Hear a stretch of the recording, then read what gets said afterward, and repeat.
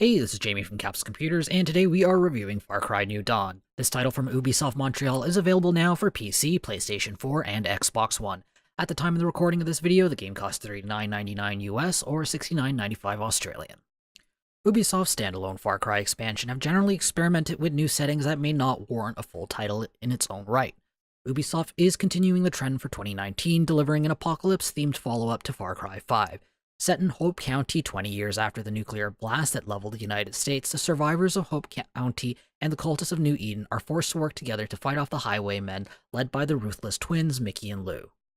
Far Cry New Dawn does its best to link itself with the events of Far Cry 5. After playing the previous game, it's nice to see old characters 20 years later. The plot tries to be serious at times, but it appears the writers are starting to embrace the franchise's over-the-top nature and do away with any real moralizing. The game still has its quirky cast of characters, but a few of them fall flat for being a little too one-dimensional. Far Cry New Dawn is much like a summer blockbuster. Don't take it too seriously and just enjoy the ride. Mechanically speaking, Far Cry New Dawn feels like a more polished take on Far Cry 5. The map only received some slight cosmetic changes with new treasure hunts and missions added to the game. Many of the weapons from Far Cry 5 make their return, albeit with a more post-apocalyptic look. The perk system has been cleaned up significantly. A few perks have been merged together and some of the new ones have been added. Most importantly, earning perk points is significantly easier in Far Cry New Dawn. The number of challenges has been increased, and extra perk points can be earned from finding perk magazines at the end of treasure hunt missions and rescuing civilians. Players can now stick with a playstyle that suits them best and still get enough perk points for their build. Alternatively, challenge hunters can max out their perk points early. Best of all, hunting and fishing challenges require significantly less kills to complete, especially the pesky bird hunts. The gunplay continues to be enjoyable in Far Cry New Dawn. The game is on the arcade side of the spectrum, but players should not expect to tank a lot of bullets without going down. The developers have opted for a clear RPG-like approach to weapons this time around, with weapon mods being dropped. Unfortunately, we don't get more guns beside the new saw launcher, so the loss of the mod system stings. Weapons and enemies are separated by tiers, so players will be discarding guns over time in favor of shinier toys. The merchant system has been overhauled to make room for a crafting system. Instead of hard currency, players will get a variety of crafting materials in exchange for their meats and pelts. The crafting system is basic and doesn't feel much different from the old merchant system in practice. Progression is tied to the Town of Prosperity's level. As players save specialists who can help improve the town and complete story missions, the town increases in levels and better facilities are able to be built. Players will need to raid ethanol trucks, capture supply drops, and take over outposts to get the ethanol needed to upgrade facilities. It's a bit of a grind to max out all the facilities, but most are nice extras rather than must-have upgrades.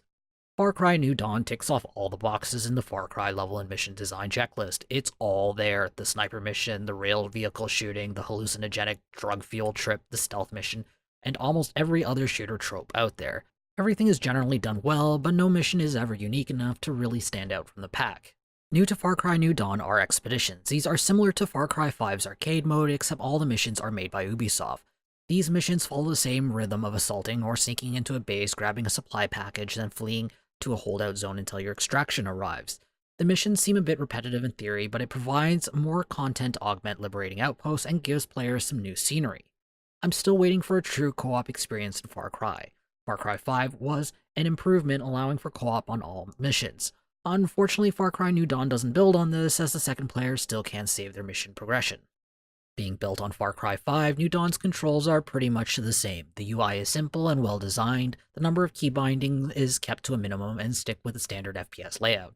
Menus are easy to navigate, with some changes made specifically for PC users.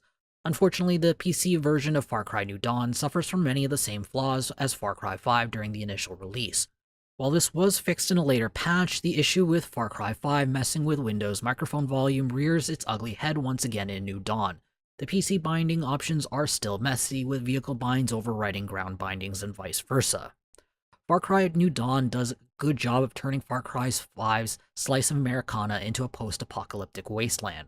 While players are sure to recognize major buildings from the previous game, the artists created a map where nature is slowly reclaiming the land. The weapon design is spot on, with all the firearms being held together with zip ties, pipe straps, and anything else salvaged from the wreckage of Hope County. The only weakness is the number of NPC textures. There is little variety. Seeing the same handful of NPCs milling around the world breaks a feeling of immersion and makes the world feel dead. The audio experience in Far Cry New Dawn is very good, the voice acting is solid, which is what we've come to expect from the Far Cry franchise. The sound effects continue to be excellent. The new soundtrack is a mix of classic video game scores, hip-hop, and electronic music. There are a lot of copyrighted music in the soundtrack, so Ubisoft has wisely added an option to play only music safe for streaming in the menu. Far Cry New Dawn offers a more polished take on Far Cry 5's mechanics.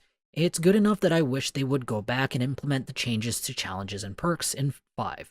While the loss of the mod system and the reappearance of some old issues with Far Cry 5 is lamentable, Far Cry New Dawn is still an enjoyable ride. For what it's worth, the game has slightly less content, but it is at a reduced price. So I'm awarding the game 8 capsules out of 10. If you want to read this review, be sure to check out the link in the description or in the video's card. I hope to see you soon. This is Jamie from Capsule Computers signing off. Hey YouTube, if you enjoyed this video, be sure to like it and subscribe to Capsule Computers for more awesome videos. If you're looking for more videos to watch, check out our review of Metro Exodus here on the left. For our original Far Cry 5 review, check out the video on your right.